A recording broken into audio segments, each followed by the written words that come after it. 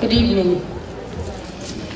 On behalf of my brother and siblings, I want to thank you for joining us tonight for the Shloshim of my dear father. Tonight we will have a Siyama Mishnayos, special speakers talking about my father and his many pa'ulos and video presentations. There will also be a Pa'ul Mamish, a special take-home call to action for all of us to continue his incredible work. Tonight, around the world in Eretz Yisrael, Johannesburg, South Africa, and here in Crown Heights, with many watching around the world, hundreds have gathered to V'chai Yitin Alibay for my dear father. My father was zeichet to be an ish matzliach. He had a siyata d'shmaya and was able to accomplish an incredible amount during his almost 62 years b'guf Kashmi. He led a powerhouse organization for Avtzon HaMayonas for over 40 years. He made hundreds of shidduchim. He was a chassid and makusher in everything he did. Most personally to me and my family, he was a very dedicated father. That's the part that people cannot imagine. With all my father's hard work, joyous personality, and love of l'chaim and farbrengen, my father was an extremely devoted father. He was always there for us. There when we got up in the morning, there to put us to sleep, there to take us to a doctor visit, there to take us shopping, there to learn with us, and there to celebrate our accomplishments.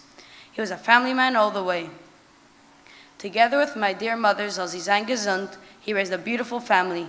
His 12 Shvatim Canine Har were his greatest pride and joy. How did he do so much? I don't know, but one thing we can learn from him is Hatzlacha Bizman, that if we are mesudar and committed to our tafkid, then we can do so much. I want to wish my mother and siblings that we should give our father lots of nachas and be zeichet to v'kitzu v'ranenu sheichni afer v'hu b'seicham take it from Yah Mamish. To begin the program, I want to call on my brother Shuki, who flew in from Yeshiva in Brnois, especially for the Shloshim, to make a Siyam Mishnayos and to share a word from the Rabbi. Amar Rabbi Yeshua ben Levi.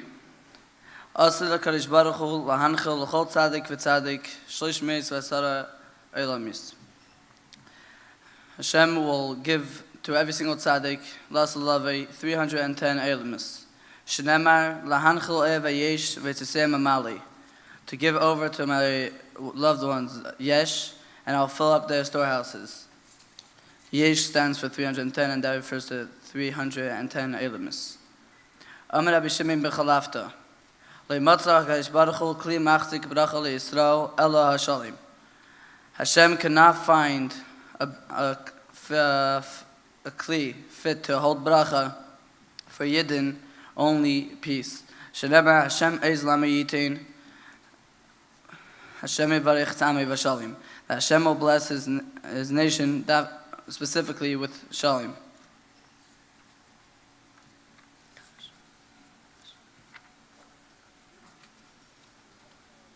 Hadon lach shita se de Mishnah, vada chalon, daton lach shita se de Mishnah, medata chalon, lanis sheminach, shita se de Mishnah, vatis sheminon, lab alma adein, lab alma dasi.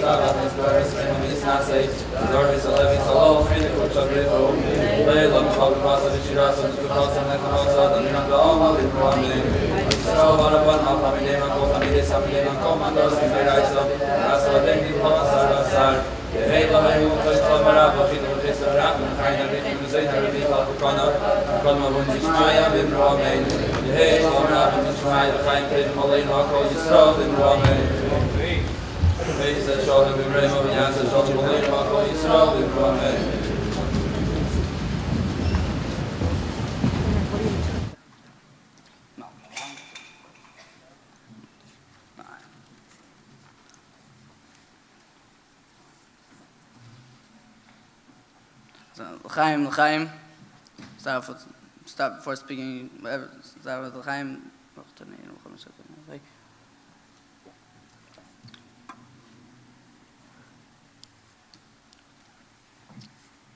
In this letter, the Rebbe is writing in regard to Asiyam HaMishnayos. According to a teaching of the Alter Rebbe, the Rebbe derives from the words in the parsha regarding the building of the Mishkan, that the inyan of the Mishkan is V'shachanti b'seichem. Hashem said that He will rest in all of us, in every single person. This is the unification between the Gashmius and the Ruchnius.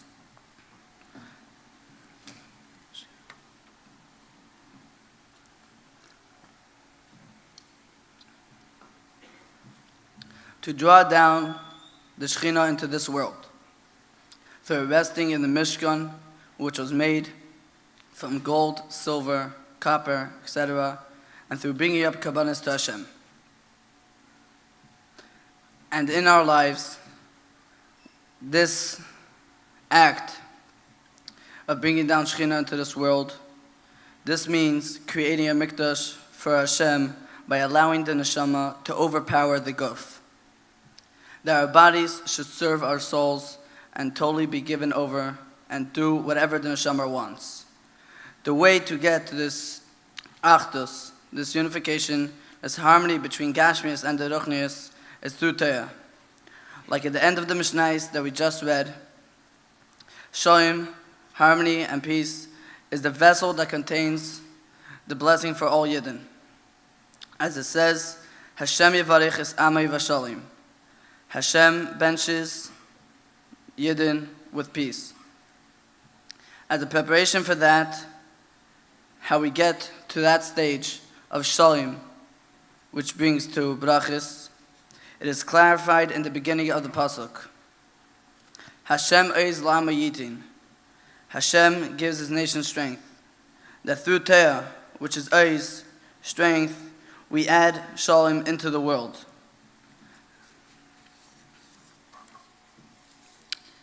And therefore, the Torah was given to us Yidden, the strongest nation, in order to use our natural strength for good and to knock out the not good, making peace.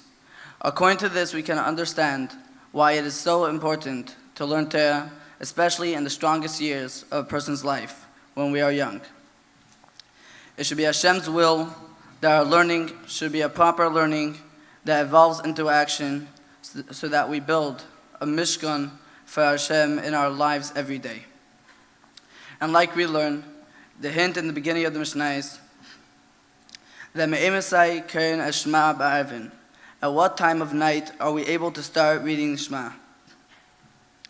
This teaches us that at a time of night, darkness, in this world, is incumbent upon us to announce that Hashem Elokeinu, Hashem Echad. The Aleph of Echad symbolizes the oneness of Hashem, and a person draws that down into the Ches, the seven skies and one earth, and then into the Daled, the four directions, making peace between Hashem and the world. Thereby making the Mishkan, which is the Hira for us in our daily lives, to overpower the Neshama over the Guf, and to bring down Ruchnius into Gashmius and make them one. Chaim.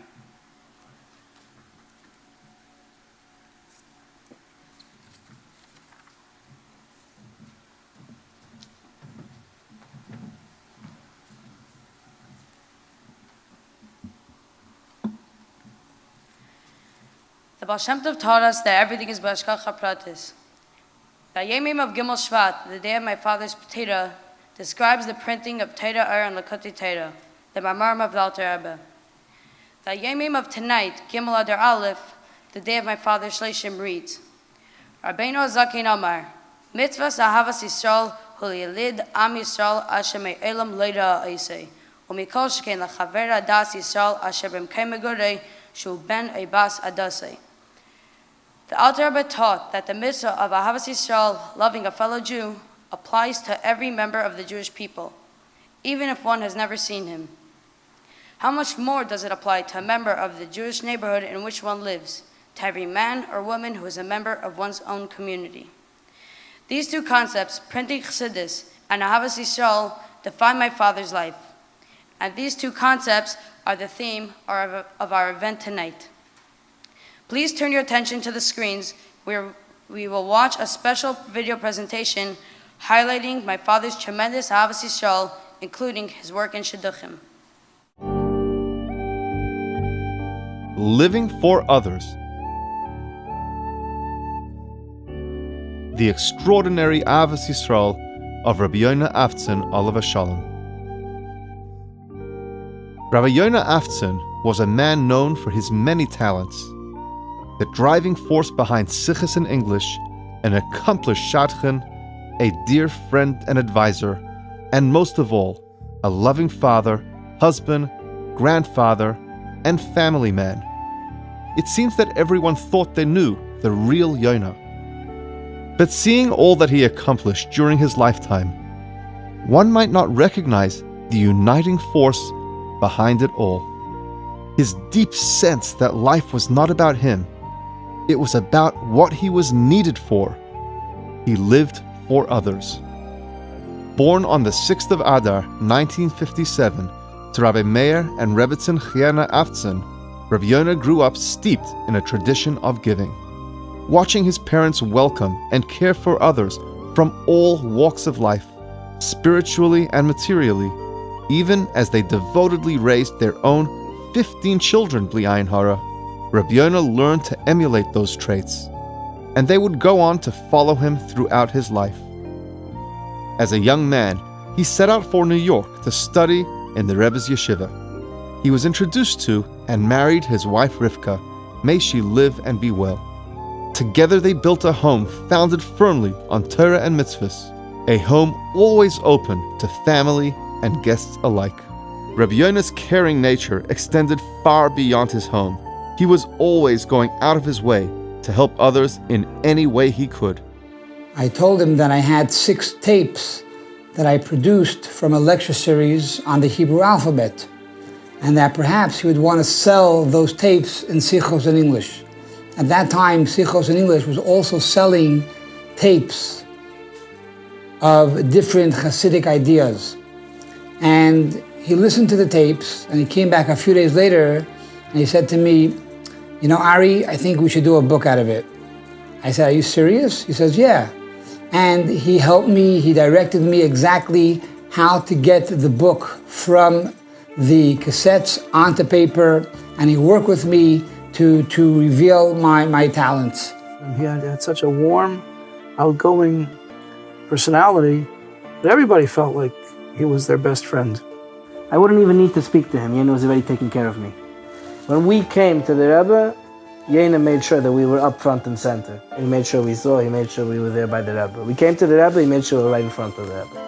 He helped several young men looking for work or trying to build their new businesses by finding them jobs at Sichos in English. No favor was too big for him, and no kindness was beneath his dignity. And he expected nothing in return, because it was never about him. One example of this quiet, humble service is the way he took responsibility for his block shul, originally known as Sosnovich. Although davening in 770 was very dear to him, he took to heart the Rebbe's request to keep the various neighborhood shuls open. One of the reasons that Yonah was involved in the shul so much, when the Rebbe spoke about the Shechunah of Crown Heights, that the Meisters and Crown Heights have to see not to close down. And even after all the original members were not here with us anymore, we had our own shul. It was very difficult for us. There were only a few people, mostly elderly people. But Yonah was the young man. He was the Ruach HaChaim. He saw to it there was always a minyan.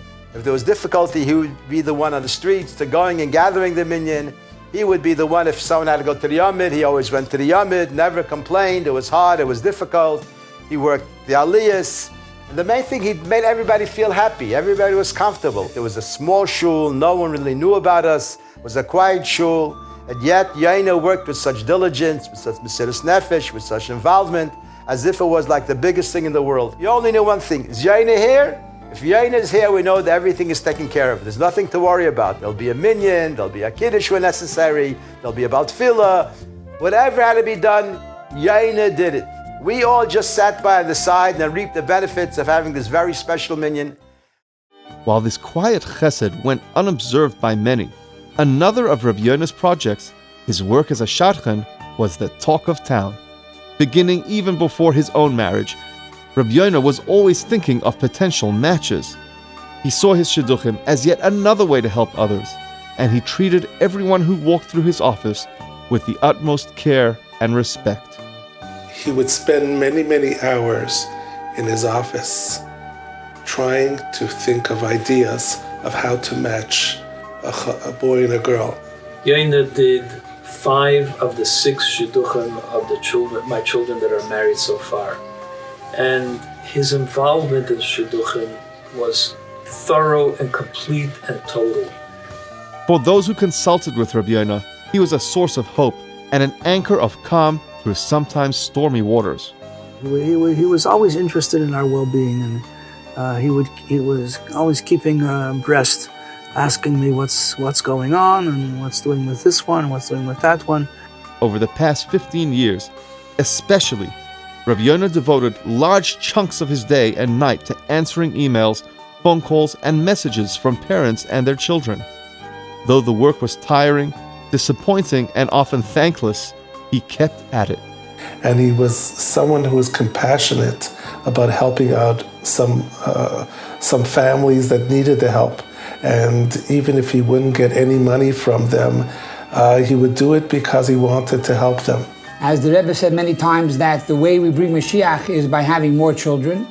And therefore, he sought his mission and his goal to do whatever he could within his capacity to make more shidduchim. And he worked tirelessly on this. I would call him in the middle of the night, and he would scream at me and say, "Why are you calling me?" And yet he would still answer my questions. Rabbi Yonah never gave up on anyone or got burnt out. He treated every successful shidduch as if it were his first, his excitement overflowing.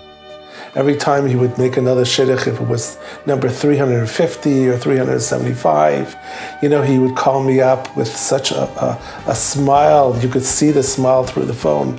How he would say, "Rachmiel, I made by the 376th shidduch." It was a passion of his. It was something that he lived with. He used his wisdom to push a shidduch forward.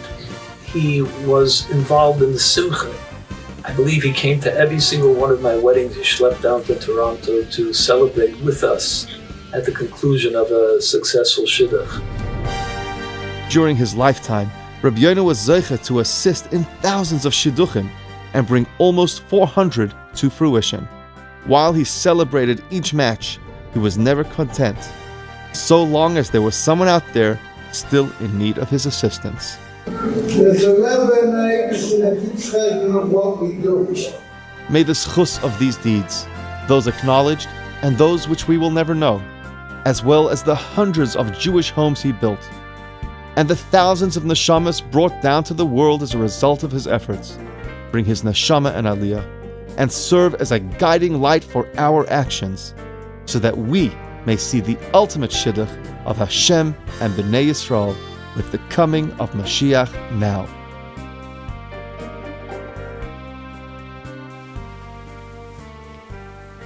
My oldest brother-in-law has been part of my family almost as long as I have been, and he was very close to my father.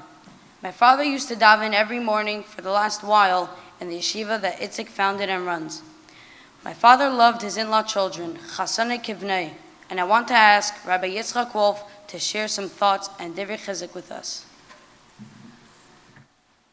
Yirtzeh Hashem, later this evening, we're going to hear from others about my Shver Zaskanus, and especially about his extraordinary accomplishments in Avtzon and Mayanis.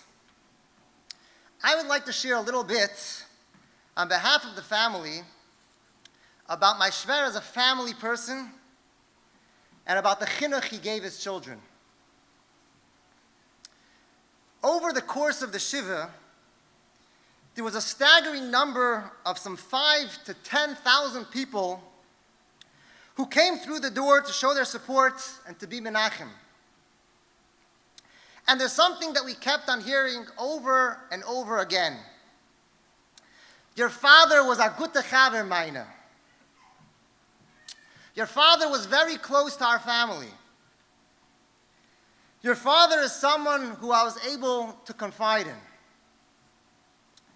Truth be told, in the family, we were actually unaware of how popular my shver is and how deeply so many people felt connected to him. So many people of all stripes, young and old, rechte and linke, balayesek, yeshve'el, people with varying personalities and backgrounds, all feel that they've lost a close friend. So we'd be thinking and wondering, Uknei lecha chaver, how did he acquire so many friends? Has he read many books on relationships? Definitely not. Did he have exceptional communication skills? Was he the type of polished individual who knew the right thing to say to the right person in exactly the right time? Not necessarily. After all, my shver was notorious for ending a phone conversation without any closing remarks, leaving you to wonder where he disappeared. And he would never sugarcoat his words. He'd tell you to your face exactly what he thought. So what was his secret? The only conclusion that the family was able to come up with is that he was genuine. When he helped another person, it was pure.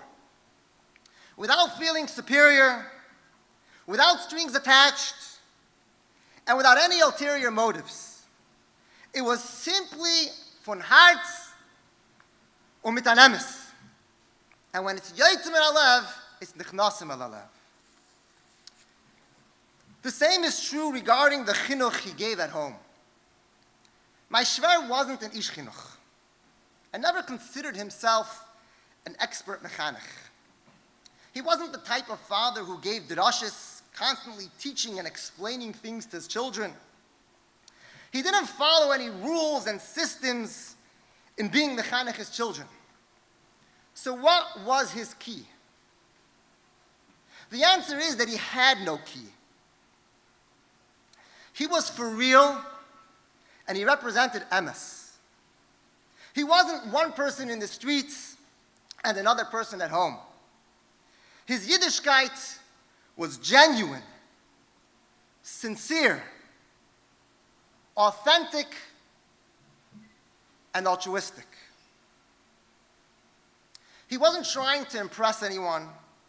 He wasn't motivated by social pressure, and wasn't trying to create a certain image.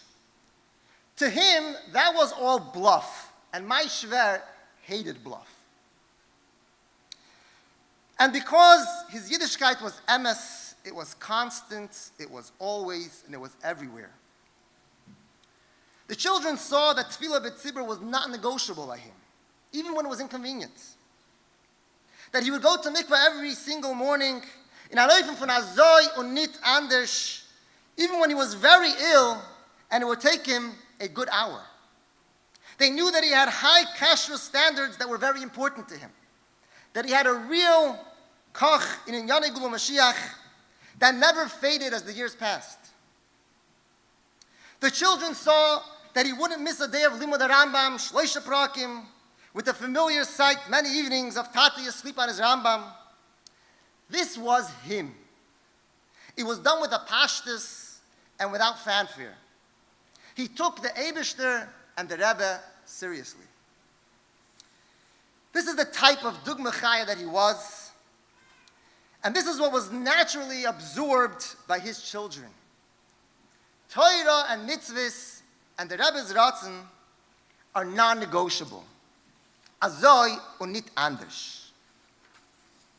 Another critical element of his chinuch was his joy. The expression, "Wie schwer es ist zu sein a Yid," was not my shver.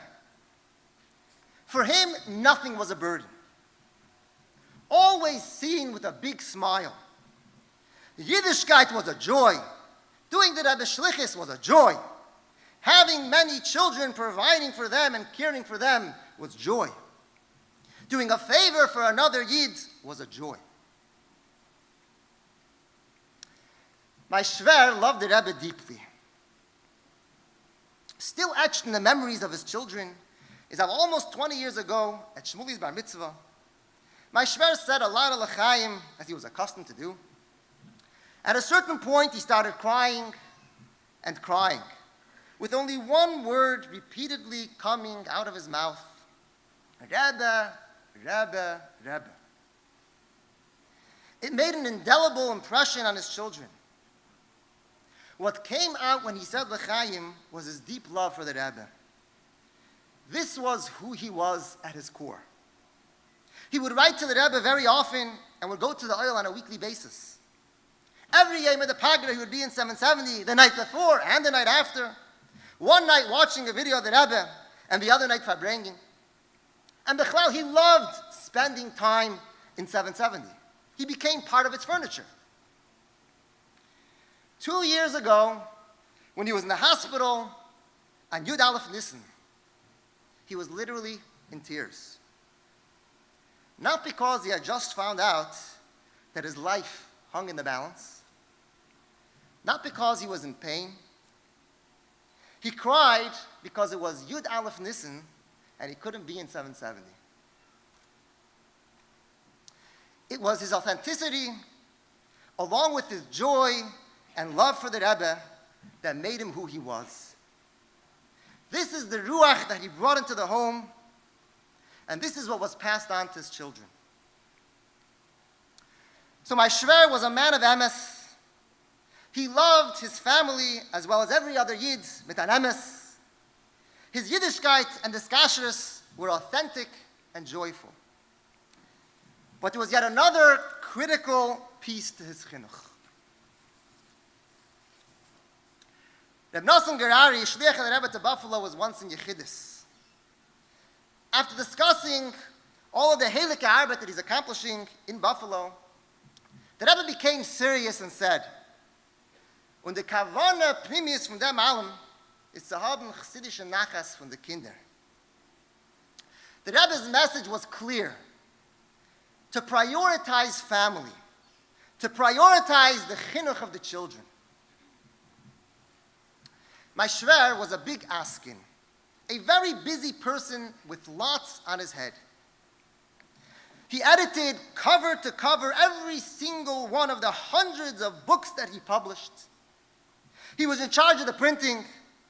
He was the salesperson, the delivery man, the fundraiser, and all the other myriad tasks involved in running a moshe.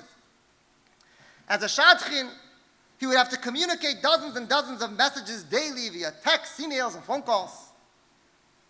He would have constant meetings with those looking for a shidduch and with their parents, besides for the many other projects that he took upon himself and was busy with over the years. What's astonishing is that none of this came at the expense of his family. To the contrary, my Shver was very much at home, available, and there for the family. He was there every morning to greet his children as they woke up and help them out with breakfast. He was there every single evening helping out with bedtime routines.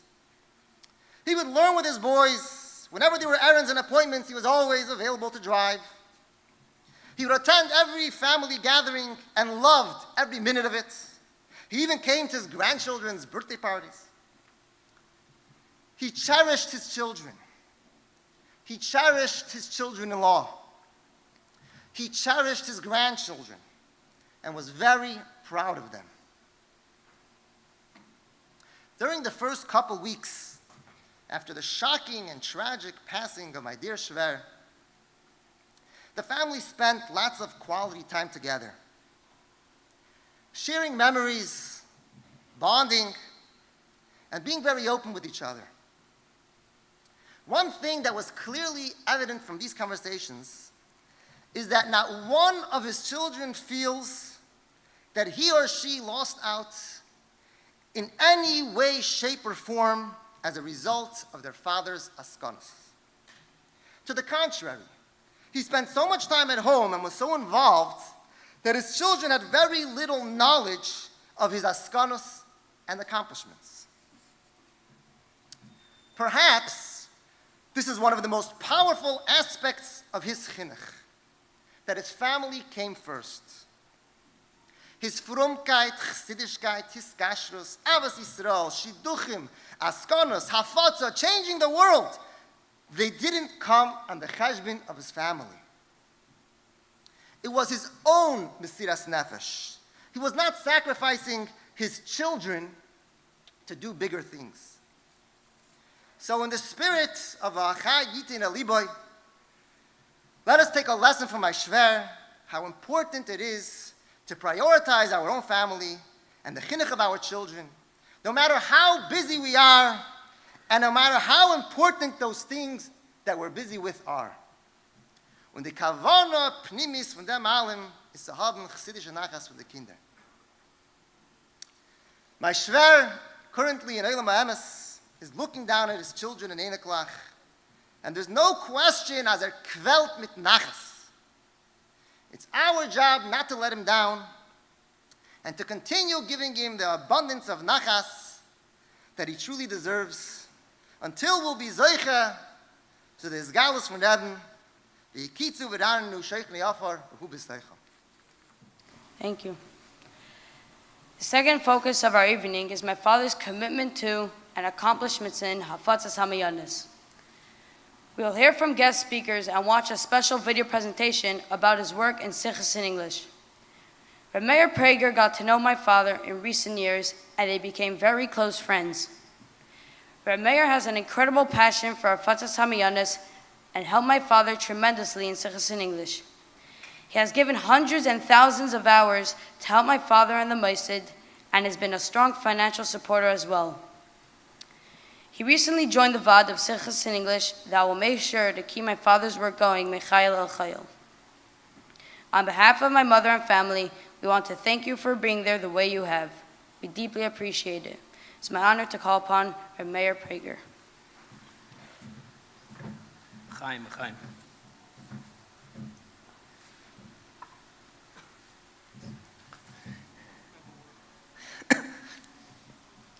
I'll wash it down. 66 years ago, the Rebbe said a mimer, Leitia Mishakela. It was, all the Rebbe's mamarim are amazing, but this mimer is beyond amazing. Actually, Simon Jacobson's father-in-law, Heishka Gansberg, wrote in his diary, in his Yaman, that he prays, he davens, that he never forgets the impact of what it was like to be at that mimer.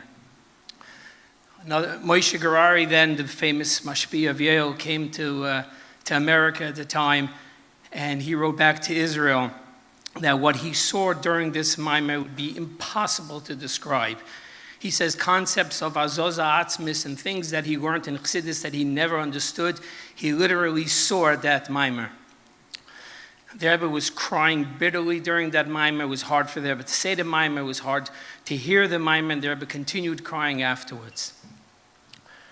That mimer, what the Rebbe was speaking about, is arguably the neshama of the Rebbe's nesias. Not even mesiras nefesh, beyond. Basically just focusing on what the shlichus is. Totally, completely disregarding anything of your own wishes and wants, no matter how good it is, no matter how pure it is. The shlichus is the only thing that counts. What the Rebbe demanded, it was never demanded like you see, like in that mimer. This mimer greatly moved me, and I spoke to Yonah that I would like to have Sichos in English, please, if they can translate this and make it available for the English-speaking audience. He did, and when it came out, I had a shir in 5 towns, and we learned the mimer over a number of weeks. One of the participants over there is a famous therapist, author, lecturer. on post-addiction recovery. He was totally taken by the Maimer, completely. I gave him many copies. He himself gives shiurim, and he's been learning this Maimer with his patients and groups for years. With one group, he's been learning it for 3 years. He has made chassidim from people that have no shaykhs. He himself had no shaykhs to Chabad, and they had none, but this Maimer is their neshama. That is sichos in English. To take a moment, to take chassidus, hafatzas hamayonos chutza, and create the same impact in a different area, same 66 years later affecting.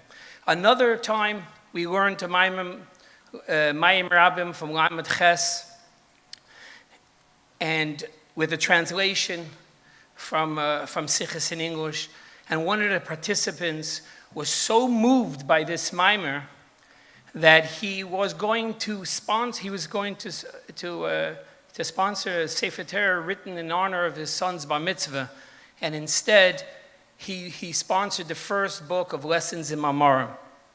He himself has been giving out the book in business at business deals. Whenever he meets a Jew, he gives him the book, and he learns with other people. Sichos in English again has done this, has made this possible to so many people. The reason for the success of sichos in English is because of Yonah. Because Yonah was a living example of the message that the shlichus, it's all about the shlichus. In the Maimer, one of the things that the Rebbe explains in Leitiyah Meshakela, he says, he brings down the famous Gemara that Rabbi Yochanan ben Zakkai was 120 years old, and he was on his deathbed, and he was crying. So his students asked him, "Why are you crying?" He says, I don't know which way they're going to take me. I don't know if I did good. I don't know if I did bad. I don't know which way. So the Rebbe asks, that's a good question. Why didn't he ask this question earlier? That's a very important question. And the Rebbe answers, because he was so involved in the shlichus that he never took the time to see which direction. As long as he knew something had to be done, he ran after it. Never looking back to see which direction. As long as he's into the shlichus, that's what it was. Yonah is even a better example than Rabbi Yochanan ben Zakkai. Because 2 years ago, when Yonah got a death sentence and he had total kidney failure and he was in the hospital, instead of asking questions of which way and this way and that way, in conversations with him, what he was busy himself, he was editing the Shulchan Aruch, he was editing Mamarim that was going to print. Because he had a mandate from the Rebbe that nothing that leaves, that goes to print, has to go through him first. It has to go through him first. So if he's on a hospital bed at that time and he can't do anything else, well, there is something he can edit. And that's what he did while he was in the hospital. Sichos in English is the spirit of Yonah, and I'm very happy that the family, and Shmuley in particular, is standing up and coming to take it to the next level. In conversations with the family, I was actually shocked on how little they knew of the projects that Sichos in English was involved in. But then again, knowing Yonah, I see why. He was so busy doing what he has to do, he never took the time to explain or speak about himself or show any which way. That was Yonah. At the end of the Maimer, the Rebbe says that if somebody lives like this, Hashem tells him, "Es misper yemecha amalei," I will fill the days of your life. I will make you whole.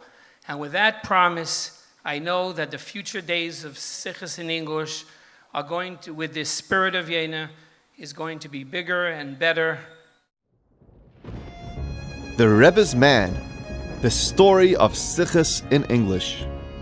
Rabbi Yonah Avtzon, originally from Detroit, came to 770 in the 1970s.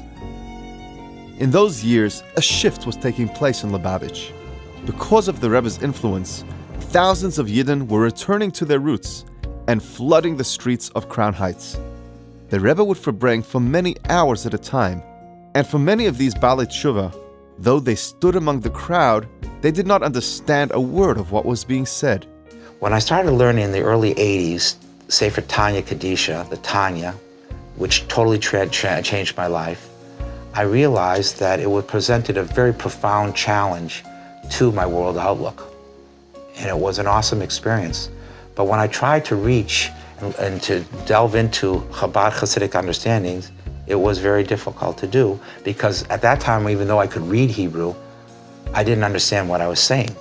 Several young yeshiva students took the initiative and began translating the Rebbe's talks, taking place in dormitory rooms and using ancient typewriters. At that time, it was just a few of us Bocharim who took upon themselves to translate the Rebbe's Sikhs in English for those who were not able to understand Yiddish. At that time, we were just doing it voluntarily, and it was quite amateurish. Rabbi Yonah recognized the tremendous value of the project. He arranged funds for a modern typewriter and took over the day-to-day operations, transforming this small side project into a true organization. And it took off. With Rabbi Yonah at the helm, sichos were published in English consistently after every Farbrengen. Later, full books were printed, called, like the organization, Sichos in English. So in the early 80s, almost the only books that explain Chabad Hasidus and the teachings of the Lubavitch Rebbe in English were Sichos in English. Soon, Sichos in English, or SIE, began working on a way to get the Rebbe's words out to an audience that was not familiar with the lingo and style of 770. They began publishing essays, not simply translating the Rebbe's Sichos, but explaining the core topics that they addressed. Well, this was the very first time topics were being presented as standalone essays in well-written, idiomatic language with an attractive typeset.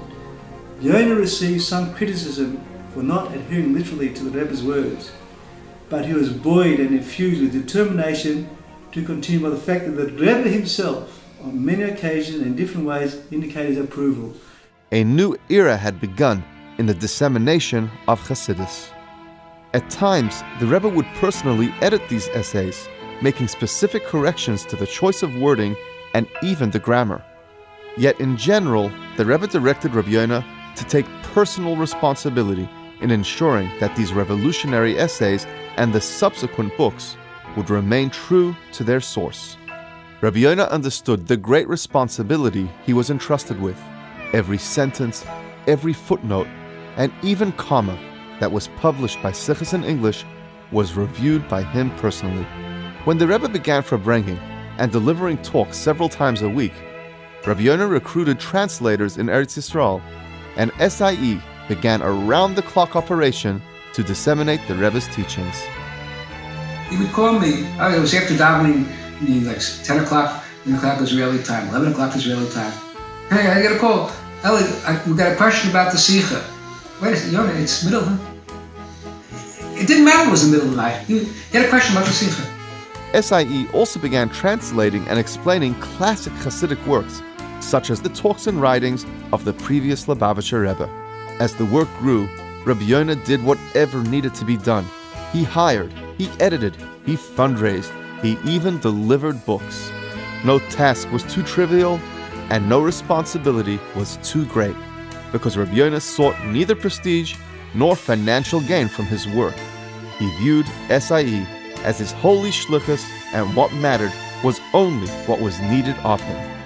He had one goal in mind, and that was to impact the world through spreading Chassidus and transmitting the Rebbe's message to the entire world. That was his one goal. What could he do to bring the Rebbe Nachas? What could he do to impact the English-speaking world? Every organization I know has to somehow pay the bills and everything. In these years when I was in college coming to Crown Heights, we'd be holding a box of Sforim or a CD that he released with Shirim. He would come, meet me, his eyes would light up, and he would say, "Here you go, I want to give you some Chassidus," and he wouldn't even ask me for any money. He just wanted to get the Rebbe's word out. But beyond that, is also he cared about other people. It was not only a commitment to get the Rebbe's word out, it was commitment that, that a year, this Jew, a young man, a woman, they want to hear what the Rebbe said. Why can't they? When the Rebbe initiated a campaign for all Jews to study a daily portion of Rambam, Rabbi Yonah got to work immediately, arranging for daily classes in English on the telephone to assist the public with this new study session. The Rebbe once acknowledged this special mission by calling him up at a Farbrengen as the shliach of my father-in-law, the Rebbe, for spreading the study of Rambam. When the Rebbe demanded that Hasidim do all they can to bring Mashiach, specifically by learning about the redemption, Rabbi Yonah was ready. Sichos in English had prepared a book on the topic of Mashiach nearly 5 years earlier, but the Rebbe had not allowed it to be published, implying that the time was not ripe.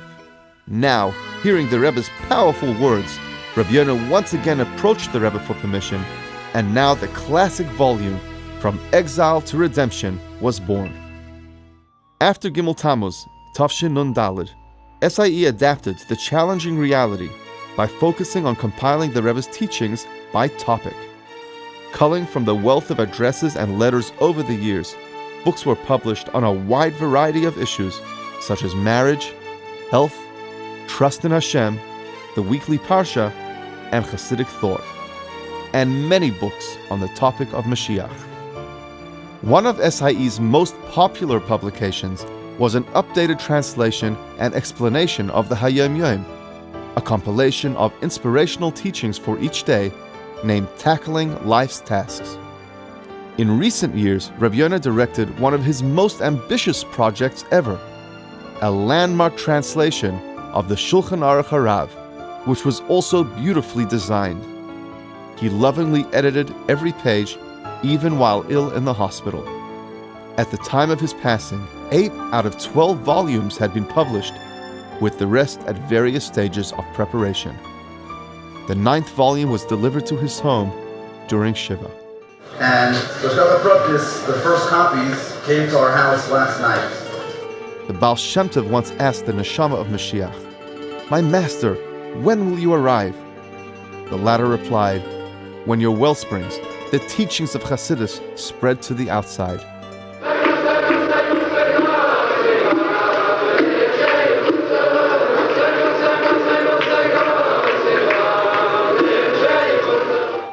Rabbi Yonah Avtzon took this mandate to heart, making Hasidus available to the English-speaking public and by extension to the entire world. His extraordinary accomplishments have certainly brought the world a giant step forward in the process towards the redemption. Rabbi Yonah Avtzon is the single individual who is responsible more than anyone else for translating the Rebbe's works into print and publication and impacting thousands upon thousands of people throughout the entire world. Sichos in English is able to present, and has presented, and to this day I think it's almost unmatched in the world of English translations and English teachings of Hasidus, the experience, the transcendent experience of Chabad Hasidus in a way that produces that kind of feeling. Today, Sichos in English is responsible for thousands of translations and hundreds of volumes. These can be found in countless shuls, Chabad houses, and homes across the globe. They can even be found online at sie.org and at chabad.org, where Rabbi Yonah made the contents of his publications available for free. All so that one more Jew would have the opportunity to drink from the wellsprings of Hasidus. I'm my 9th year here in North Miami Beach at a Baal Tshuva Yeshiva, and I'm involved every day with the schools of spreading Torah and Hasidus to hundreds of people, hundreds of souls every single year we get. And I can honestly say that one of the big influences in my life and my journey for searching for truth was Rabbi Avtzon. So I'd like to say thank you to Yonah for what was truly a life-changing and awesome experience of coming to learn the teachings of the Lubavitcher Rebbe, Chabad Hasidus. I'll be eternally grateful for it. I am eternally grateful for it. although Rabbi Yonah is no longer with us, his life work lives on. Work is vital. It must continue in an ever-growing manner. And I hope that you can continue to support his amazing work and that it continues to grow ever more. Under the leadership of his son, Rabbi Shmuley Avtzon, Shidduchim in English is committed to growing, expanding, and publishing the teachings of Chassidus until we finally merit the revelation of Mashiach. May it be now.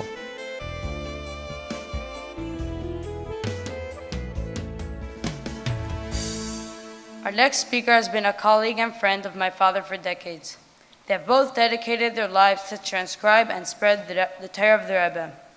Rabbi Simon Jacobson, through Vad HaNachasat Mimim and the Meaningful Life Center, has had the schus to spread the Rebbe's Torah to the world and worked in close proximity to my father.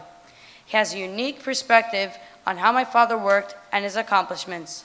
It is my honor to call upon Rabbi Simon Jacobson. Chafei Elul, the 25th of Elul, Tavshin Yud Aleph. Basically, right before Rosh Hashanah, 1951,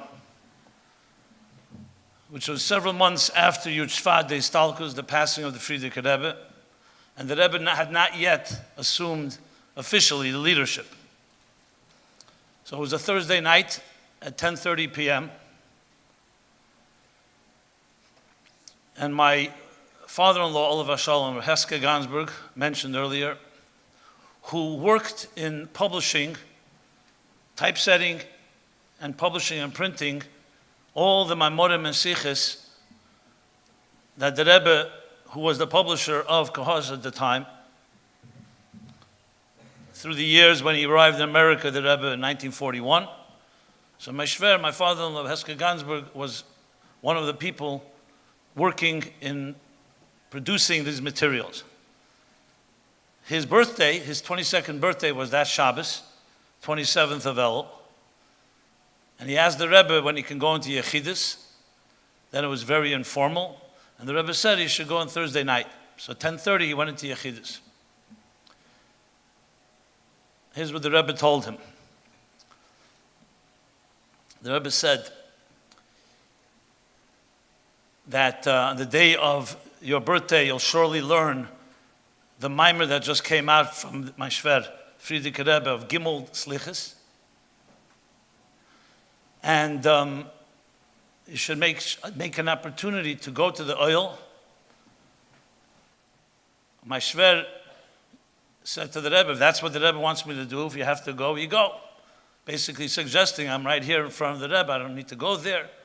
So the Rebbe, sensing that, said to him, Geh dorten und red wie du redst da. Go there and speak like you're speaking here, and tell the Rebbe, my Rebbe the Shver, meaning the Frierdiker Rebbe, tell him that you were part of the team that prepared his mimer for publication for Rosh Hashanah. And then the Rebbe said to him, in concluding the Yechidus, he said, God should help, the Eibishter will helfen. I'll say it in the original and then I'll translate. As a Teil von den Yonim, was der Rebbe gewollt eisfinden in der Welt, soll sich eisfinden durch dir. God should help that part of the things the Rebbe wanted to accomplish in this world should be accomplished through you. I can't find a more appropriate, instead of our own accolades and comments and insights, to speak with the words of the Rebbe captures it better than anyone else can. The Rebbe himself was a publisher. That's what he did, day and night.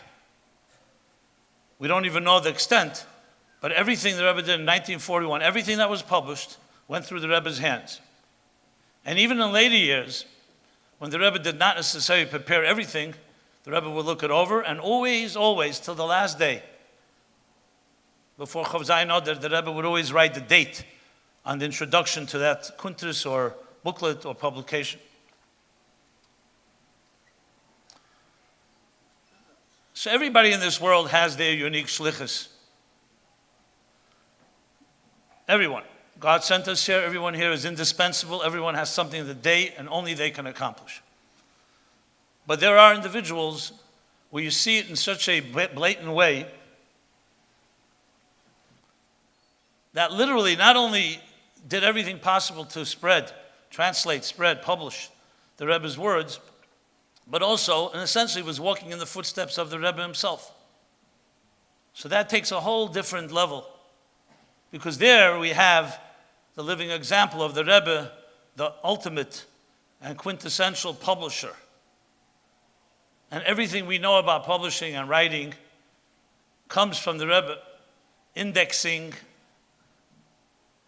I don't know if you're all that familiar with all the details the Rebbe personally spent hundreds of hours doing. So I was also thinking, everything's Hashgacha Pratis. We're right now in the beginning of Adar. This is a special period in time for many reasons. Besides B'shenichnas Adar Marvin B'simcha, this is also a 37-day period which is documented in an entire book, the first published book ever, called the Torah Shebiksav.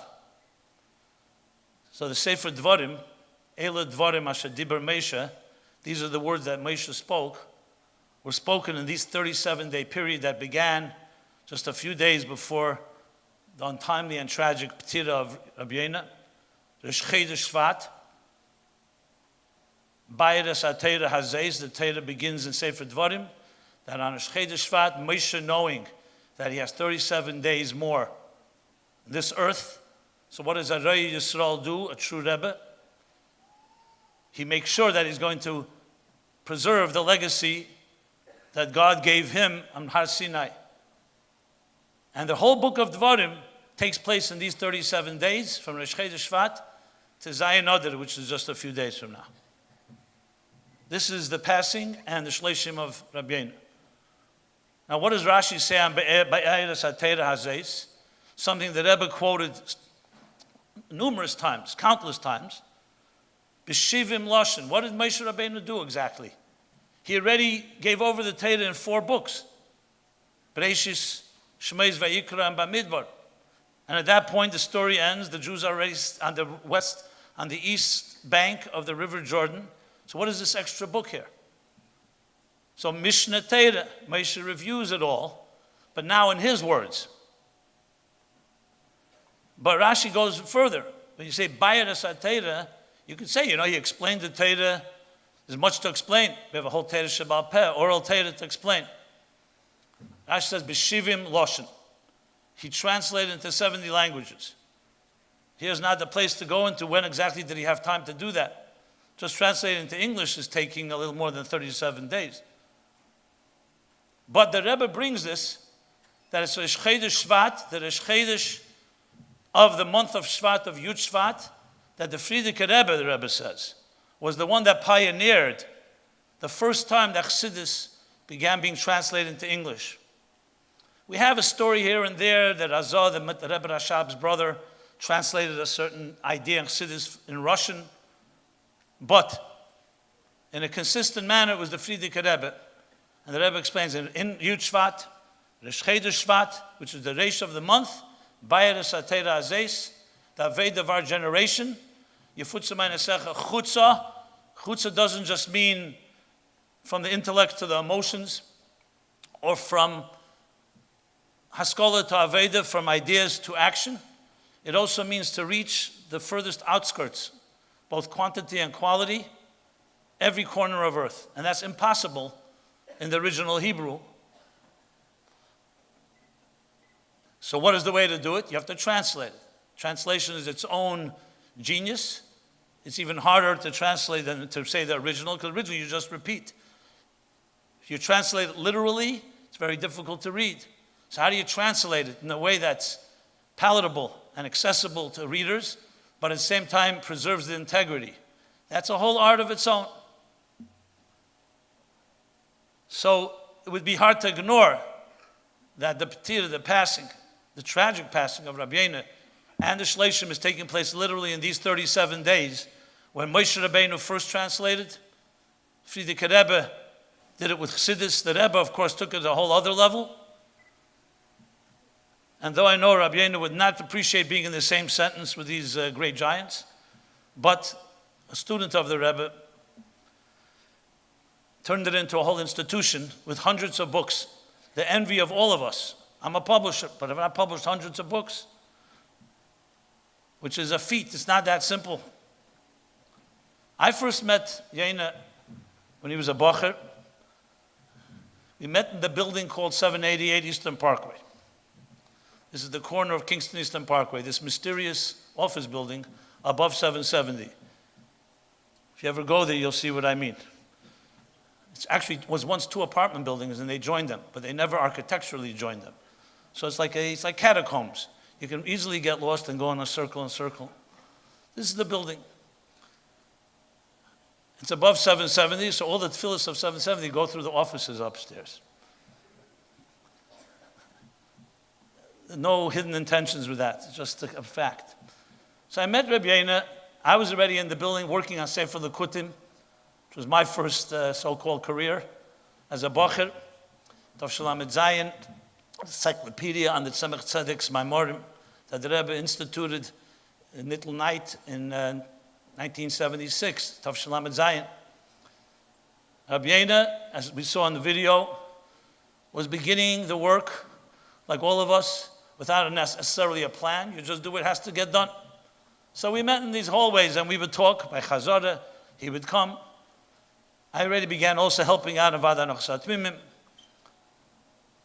So we had many common interests.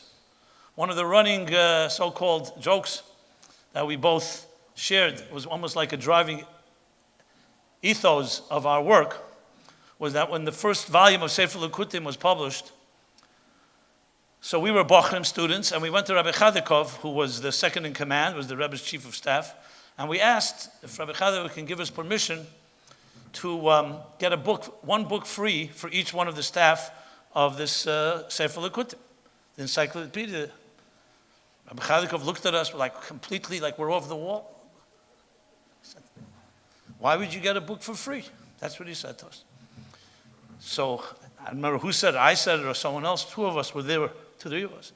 We said we worked on it, so it makes sense that we should get a book, you know. She said, I remember in Yiddish she says, you think when somebody works in a bank, just because they're working with money, they can ask for money? That's what he told us. So of course we had a response, but he always had the final say. You'll see in a moment. So our response was, yeah, because the people working in the bank have already a salary. They get paid a designated salary. So they can't just say, since we're working with money, we can get some more money. We don't have a salary, which he was quite aware of. So he says, again, with shock, like complete disbelief, he says, you're getting much more than a salary. You're getting the nachas the Rebbe has from the work you do. So that's it. What do you say then? We're getting more than the bank employees. And how could you ask for something you're working with? You're getting already. Well, off the record, if you don't share it with others, even though this is being broadcast, is this turned us into somewhat of, I would say, maybe Chassidish thieves. Because next time we didn't ask, we just took the books, you know. It's not a hira to anybody. I'm just telling you what we did. Confession time. This age, you could already. It reminds me of Rapinya Altes, the big askin in Eretz Yisrael, was by the Rebbe. And the Rebbe said to him, I need to understand something. Sanz, Kleisenberg, and others are building Pisim Ramses. They're building institutions and hospitals in Israel. And by Yosef Chabad, there's barely a kfar, a shtetl, a dorf, a small town. So Rapinya had a sense of humor, and he had a certain, I guess, sprach with the Rebbe. He says to the Rebbe, yeah, weil sie Rebbe schickt Geld und unser Rebbe schickt Maschke. Their Rebbe sends money and our Rebbe sends Maschke. The Rebbe smiled. He got away with it. So this was a common, I remember a number of times, Yonah was the first person I shared this with when we left Rabbi Chadikov's office. And he says, okay, there you go. That's my career. The nachas of the Rebbe. The geld, it will come or not come. As was eloquently expressed by Rabbi Meir, and we see it on the videos, Yes, a completely selfless, dedicated servant. I can bear complete witness to that in hundreds of ways. I'll just share one, which I think is a lesson for all of us. In 1989, so Rabbi Yonah was already publishing many sichos in English, the essays, books, the actual sichos and farbrengens. It was going out. I mean, our joke was every month Yonah gives out another book. That was more or less what it was. I don't know how he did it, to be honest, but he did it. So at that point, there was an idea, because the Rebbe was, at that point, there were fax machines, so we were beginning to prepare the sichos that could go out quickly to people by fax. Up till the fax machine, you have to remember, the only way you saw a published version of the sicha was through the mail. Or you heard it on the phone, which is very limiting. So people didn't have a full text of a farbrengen until usually 10 days after the farbrengen, because it took 4 or 5 days to prepare. Then it went on the mail. By the time they had the farbrengen, there was another farbrengen already. So the fax machine actually revolutionized the distribution. So we began preparing then a short version, like Mamish Mitzvah Shabbos, not edited, a short version that people could have something to read. Around 1987. Then began a demand. People wanted it in other languages, but fast. They wanted Sunday morning, Sunday afternoon. And now the languages ended up being, I think, over 15 languages. We're talking about Portuguese, Persian, Italian, Russian. Now, of course, English. But I didn't want to go publish English, even though we were publishing Portuguese and literally Persian, because Yonah speaks in English. I went to Rabbi Yonah, and I knew, usually these type of situations is a lot of red tape. Get permission, it's our copyright, etc., etc. I don't have to share all the different ways people deal with this issue. But Rabbi Yonah, without hesitation, said, "What's the question? Of course do it." And he could have said, "I'll do it. It's our organization. We're responsible for the English." I never forgot it, because it was not even with a question. It wasn't like, how are you going to do it? Let's coordinate. Let's make sure we have the same version. He didn't, nothing. Go ahead, do it. 2 years later, in 1989, we had an idea to publish in English a week in review. That's when Yankee Tauber came on board. And by the way, Rabbi Meir, you made the shidduch. Talk about shidduchim. Because you told me you wrote a color war song. So, hey, that's definitely credentials to write, translate sichos, right? Where else do we learn how to write? So I went to him and said the same thing. We want to give out this week in review a short summary. It was not instead of sichos in English. And again, without hesitation. This alone is a lesson for all of us. And I just saw the sicha you published for today is exactly that point, the second sicha. That the cause is more important than you. And here it wasn't even an issue. It wasn't like we were trying to undermine or in any way replace. I can share hundreds and hundreds of stories because we worked in that way, even though it was different languages. But this is Yonah. Exactly what was said. There's no exaggeration. I have not seen a selfless person like that. Really. Completely selfless. I don't think there's an issue where his ego would get in the way in the publishing. And maybe that was the reason he was able to publish hundreds of books, because it was just the cause as was already described here. You know, when I actually spoke to Yonah the night of the passing, a few hours before, and he told me he had a difficult day. You know, I didn't believe that he would be taken, but he was. However, as I said before, there are few people in this world that not only they know their mission, and not only they dedicated to it completely, but it's actually the Rebbe's mission in the closest possible way. As the Rebbe told us, and this is especially important after Gimel Tammuz, as the Rebbe told us, Ano nafshis ksovis Yehovis, Anoichi, the first word in the 10 Commandments, which, as we know, encompasses the whole Torah. Everything is in the word Anoichi. Is an acronym. The Gemara says, I, Anoichi, Ani nafshis ksovis Yehovis. I have engraved my soul, God says, in these words. The Torah is not words. It's not a book. It is God's soul that manifests in language. And tzaddikim deimen lebeiram, a tzaddik is like the Beida, same with the Rebbe, the Rabbeim. The words of the Rebbe Rashab, before his istalkus on Beis Nissen, Ich gehe in Himmel, the ksovim lo zechaich. I go to heaven, the writings I leave for you. The Rebbe asks, what's the connection between the first half of the phrase and the second? And the answer is, because it hot mir in Himmel, durch meine ksovim lo zechaich. It wasn't just, I'm going away and I'm leaving you my writings like some consolation. You want me as I am in my core essence, including in heaven, it's in these words. And you have hundreds of sichos. The whole celebration of Hey Tevis is about this. How the words of a Rebbe is his soul, pieces of him. The Rebbe's words, shtiklach from a Rebbe. It's not just a book, it's not just words, it's the soul. What did the Rabbeim do most of their day and night? They spoke and wrote chassidus, which is interesting. Of all things, they could have sat and hundreds of people, thousands of people would come to them for counsel.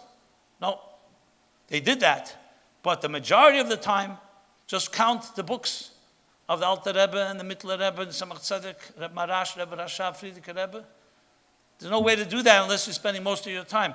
They felt that was the greatest thing they could leave us, because that's their essence expressed in language, exactly as the Torah is Anon Nafshis Ksavis Yehovis. So to have a mission like that and dedicate your life, I don't think it was even a Havamin. I don't think he even made a cheshbon. He knew it in his gut, in his blood, that this is what you do and there's no greater thing you do. And that's what the Rebbe dedicated his life to. And that's what Rabbi Yonah dedicated his life to. Sometimes things have to be spelled out even if they're obvious. I heard from one of the secretaries, Rabbi Groner, that in the early 60s, I believe, the Rebbe called him in and said, I'd like from here on that everyone that sends a letter to me, you should make an index card with their name and contact information, address, phone number, and everything. And create a database. It wasn't called a database then. It was called a Rolodex. And make a list of all these, have all these cards in alphabetical order. And the Rebbe explained, so that way, I want to send everybody a Rosh Hashanah greeting at the end of the year. So we'll have it all available. We don't have to start looking for it. And do it as the letters come in. We have the return address. And he began preparing these index cards. Hundreds, thousands of index cards. Around, I'm not sure exactly when, sometime in the summer, the Rebbe said, so now start preparing the letters for the Shana Teva. The Rebbe would send a letter. It was a Michtav Klali Prati, like you could say a form letter, but the Rebbe read each one and edited and signed. Prepare the letters addressed to all these people that are on these index cards. So that's what he did. Began typing, taking these letters, typing their name, preparing the addresses, and then would bring them all into the Rebbe for signing. Took a few days, or I'm not sure how much time. One day he comes into the Rebbe's office, and there you have a whole pile of letters signed, and he sees there's a small pile on the side that the Rebbe separated. And the Rebbe sees that he's like wondering what that pile is. The Rebbe said, "Da sein die, wo sein Schein nicht da." I don't know the exact expression. Maybe that's not it. Maybe sein weg. Basically, those that have passed on. So the Rebbe took out all those letters and put them in a second pile. Okay, so Rabbi Groner has taken these two piles. Obviously, in his mind, the first pile he'll put into envelopes, seal it, and mail it. Second pile, I don't know what he was going to do with. The Rebbe says to him, "Wo nimmst? Where are you taking the second pile?" So he says the Rebbe's, basically he suggested, the Rebbe said, like, you don't need them anymore. So the Rebbe said the following words. Erstens, darfen ze echob mashana teva. These people that are, the Neshamas already left this world. Und zweitens, the Adress wo zu schicken, mistame weißt du nicht. Is lo ze da. The address where to send these letters, you probably don't know, so leave them here. Think about this. First of all, and after that he said every year before Rosh Hashanah he would send a pan, not just for himself, but also for his parents who already passed on. The Rebbe says, so you have a lesson right there. But here's what I wanted to emphasize. You know, two things. Every neshama has an address. We little mortal human beings who have very myopic vision and barely know anything about even our conscious lives have no clue where this address is. But We have a Greiser Rebbe that doesn't know where the address is. And that's very consoling.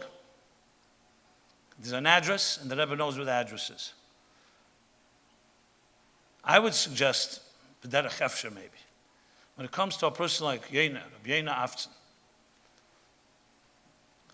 not only does he have an address, but we know where the address is. When Rapinya Altes, who I mentioned earlier, passed away in Tovshin Chav Gimel, so Yud Beis Tammuz, the Rebbe spoke about him. And he said, Mizol Zingen a Yud Beis Tammuz Nigen, a song of Yud Beis Tammuz, that Rapinya would sing. And then the Rebbe said these words, with tears in his voice, teary voice. The Rebbe said, Und sicher singt mit, wo ist in Gan Eden mit dem Rebbe. And definitely he's singing with us. As we sing down below, he's singing with us together with the Rebbe, the Friedrich Rebbe. So a person who spent, we're talking about 40 plus years, such dedication in the core mission of your Futsa Meinesecha Chutza, with the selflessness, with the challenges, that here's not the play, maybe if I bring in, we could talk about it. A lot of challenges, besides financial ones. So a person like that, his address is very clear. It's sitting right with the Rebbe, just like Rapin is singing with the Rebbe. He's essentially a shliach of the Rebbe in the world of publishing that the Rebbe did. And though we want to have neshamas begufim, ultimately we want a neshama beguf. All these consolations and all the spiritual and the eternity of neshamas is very powerful. And yes, that keeps us alive. And mazare b'chayim, afu b'chayim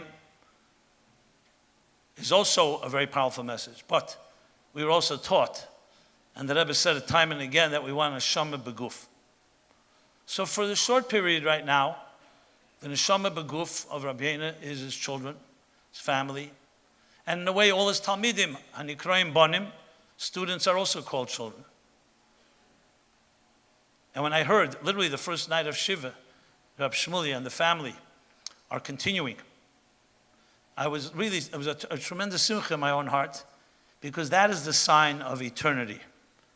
Yes, Rabbi Yonah was one and only, yet a spirit of him in Zare B'chaim continues on. I have no doubt, say Yofa Keach Haben Mekeach Ha'av, that the power of a son is Yofa, more beautiful, more powerful than the Keach Ha'av. But Chassidus says, was Samach to Samach translated into English? He brings it there. That Yofa Keach Haben Mekeach Ha'av, you could also interpret Mikeach Ha'av, not just greater than Keach Ha'av, that itself, that he's greater, that itself comes the power of the Father, because children can reveal the atzmizdike, core strengths that are not necessarily always seen in the lifetime of that person. So I pledge here, my own personal pledge, and I hope everybody makes the same pledge, to do everything possible, not just to continue, but Mailam B'Kedish, one of the Rebbe things that he always insisted, there's no such thing as something ending. There's no such thing as just continuing. If it's a challenge, you have to then kaflaim l'tashiyah twice as much. I don't know if you can pull off twice as many books a month like your father, Shmuley, but you could try. And with our support and with their commitment and the spirit of Rabbi Yonah, we continue marching forward, doing the biggest shlichus of all, the empowerment of individuals with the Torah of Chassidus. If Moshe Rabbeinu had only left students and no Torah, and no Mishnah Torah, and no Bayras HaTorah Azes, it would probably not have lasted. And the Rabbeim didn't just leave us students and Talmidim, but they left us doctrine. Thank God. Pure, undiluted, core information, Divrei Elokim Chayim, straight from the source.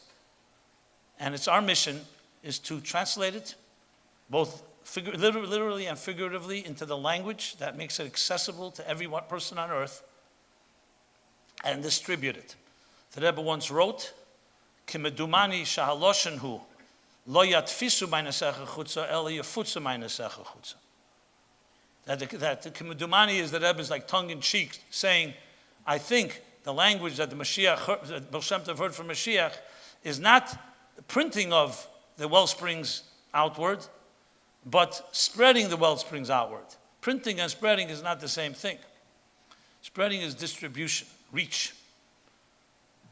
So may you, the family of Shmuley, and your support and team and everyone involved, and all of us in our way, continue this great shlichus.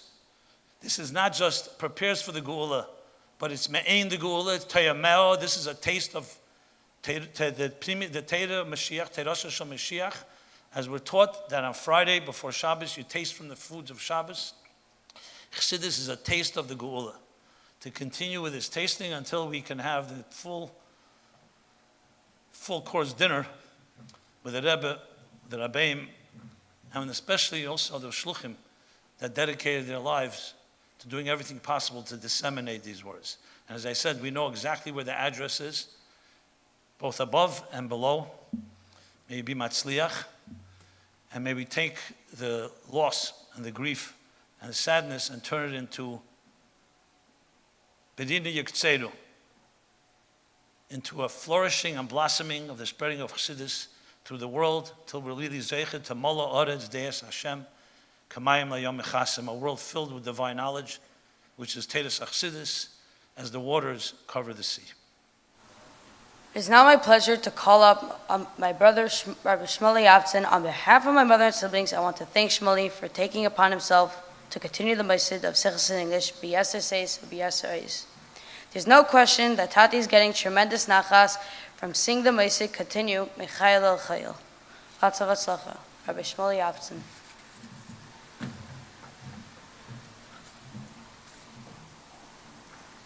Chaim.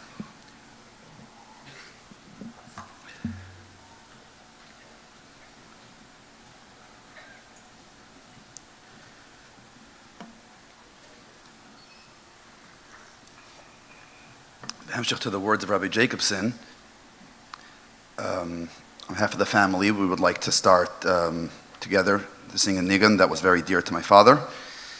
My father would sing this nigun pretty much every Friday night meal, and I hope the Olam can join with us together. Ya ya ya ya ya na na ma la da da.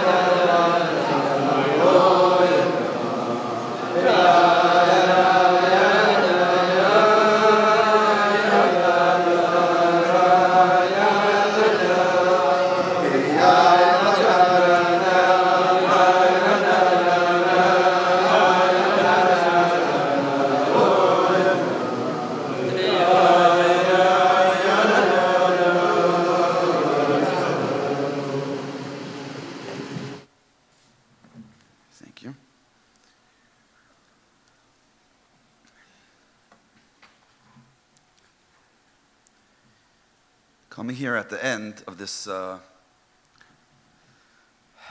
amazing event, truly an emotional moment. And really, what is there? What is there to say? What is there left to say? Though, on the other hand, however much we'll say, it won't be enough to describe the unbelievable impact my father had on so many people. But then today I got a very interesting email, which, for obvious reasons, I will only read parts without a name. And I think that maybe this describes who my father is, the moisid that he ran and that he runs, and the impact he had on people around him. So I got this email in today from one of the Sichos and English writers. Not one of the, there's the big writers, the ones that write a lot of books, and then there are those that from time to time will write certain books. As the freelancers, they'll write some books for the Moisid. And he writes to me, writing that it's so hard for all of us to process what happened. I'm still in shock of what happened. Nevertheless, one thing is for sure, and that is that the work must continue. And then he says, I have a plan. The truth is, he reached out to me during the Shiva and said, I have something to discuss with you, and I'll get back to it later.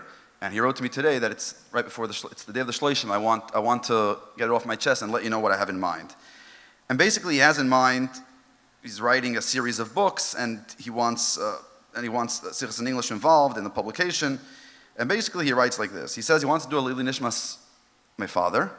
So he writes to me, this is the model that I'm putting forth. Right? There's two sides here. There's the writer, and then there's the publishing house. So obviously, everyone has their rights, and everyone has their needs have to be taken care of. So this is his side of the bargain. He writes to me, Shmuley, I would do all the writing for you, pay for the editing, and then give you the book to print and sell, and you could keep the profits. I'm like going through the email, and I'm trying to figure out what's the kunst. There must be there's a PS at the bottom, but that's it. That's what I want. I will insert a hakdasha to your father as the guiding inspiration of the project. You would probably have to edit the books to make sure they are in line with SIE standards. And I'm like, where's this coming from? What am I missing? And then I realized, and this is brought out very well in the second essay printed in today's Chura, that my father would fondly speak about again and again. He always went back to it. He had a personal Indian in that essay. He was personally involved in a story going on at the time that brought about that sikha that Rebbe said. But my father, being a Reish HaMoisid, besides he didn't have his ego, and him allowing other people to take credit and not looking for financial gain, being around him, it created that environment. Now, I'm not here to say that this person's chesed that he's doing came from my father. So if my father's, the culture he created in the Moisid created such people, or it attracted such people, but this emes that he stood for, and this emes that he had, and that was what he was, this is the culture that was created around him, and this is the people that gravitate towards my father and towards Sichos in English. We were shocked in a very positive sense and overwhelmed by the support, the community at large, and so many people from so many walks of life showed to the family, to the Moisid, over the past, starting the Shiva, and over the past month. Over 1,500 people took part in the campaign, which is an unbelievable number, besides for many people that helped out in so many other ways. And really, we just have to give a tremendous thank you to the entire community, Crown Heights community, the general Chabad community, and even outside of Chabad.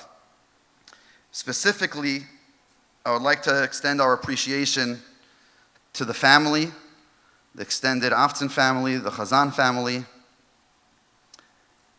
the Crown Heights community, friends, for the support you have given us, the minyanim at home and in 770 and elsewhere, the contribution to the campaign,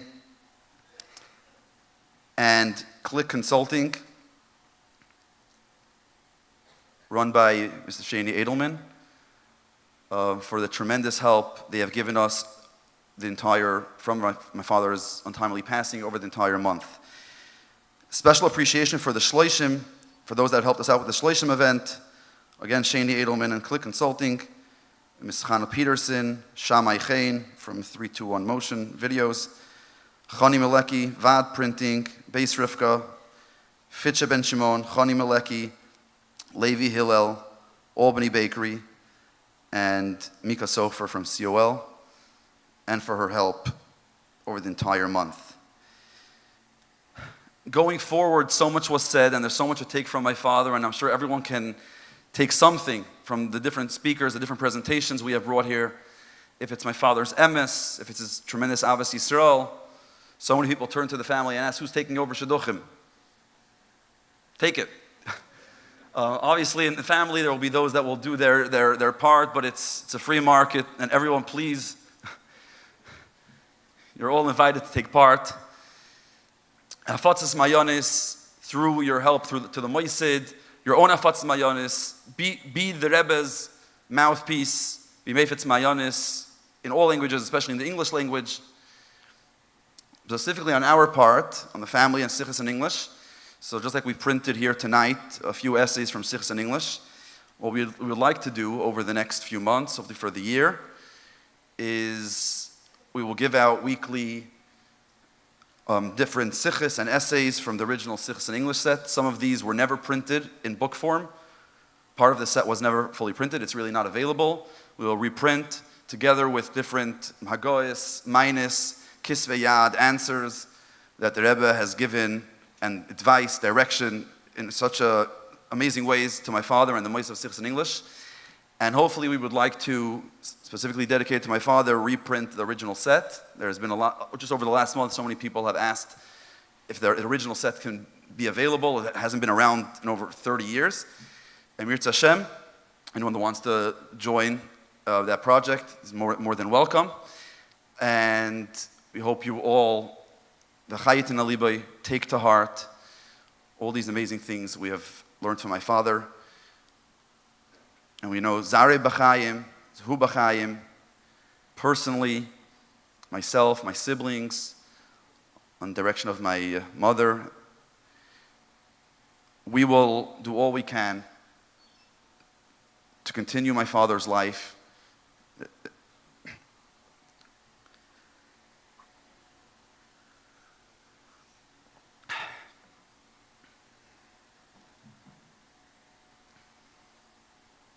My father never stopped to reap the benefits of his work.